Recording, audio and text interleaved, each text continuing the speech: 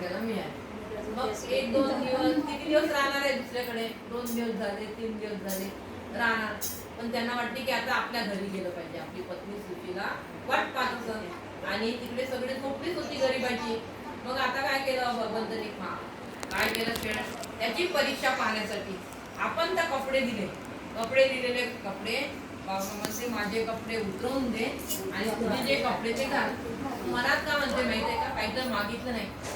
भगवंता दिलेच कशाला कपडे? नसते दिले तर मी आपल्या कपड्यात घालवतो, पण आपल्याला कपडे दिले नसून तू वागते. पण त्याचा उद्देश त्याची परीक्षा पाहते.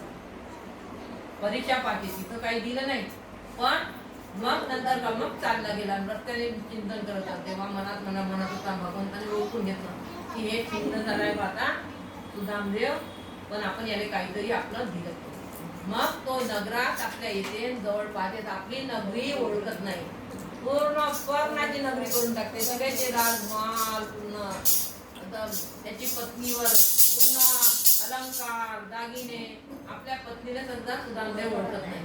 घर कोणतं आहे काही ओळखत नाही. पाहतेच आपलं घर. मग म्हणते, विचारत जाते, हे सुदामदेव हेच त्याच जागी तिथं झोपडी होती ना, तिथं सुद्धा महाल तयार झाला. सगळेच एकटी सुदामदेवाची नगरी नाही केली, घर नाही केलं, पूर्ण नगरी त्यांनी सुंदर बनवून दिली. असं म्हणजे देवाचं महत्व आहे. पहिल्यांदा किंड झाला होता कपडे उतरवल्यामुळे, पण त्यांनी अंतरीचा भाव म्हणजे मनातलं त्याच्या ओळख, अंतकरणाचं ओळखलं आणि त्याची नगरी करायची. बोलो द्वारकाधीश भगवान की जय. अशा प्रकारे परीक्षित राजा कथा ऐकून होऊन गेला. आता कथेचा कितवा दिवस आहे? 6वा दिवस. परीक्षित होता, एकच दिवस राहिला.